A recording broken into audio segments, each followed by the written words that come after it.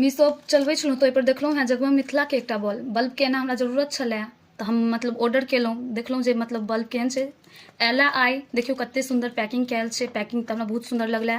आब मतलब एकरा अनबॉक्सिंग कर रहल छी, देखू केहन बल्ब छै।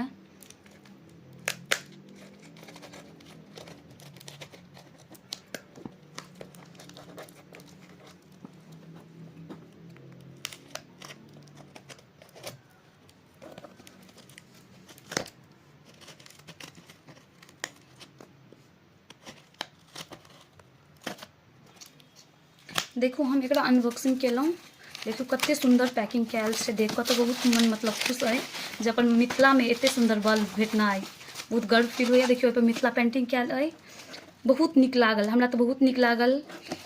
अहाँसब पूरा मतलब अहूँसब देखियौ ई बल्ब केहन लागत अहाँ सबके, देखियौ कतेक सुन्दर छै बल्ब, नहि फूटो तूटोके कोनो चांस नहि छै, बहुत नीक बल्ब अइ।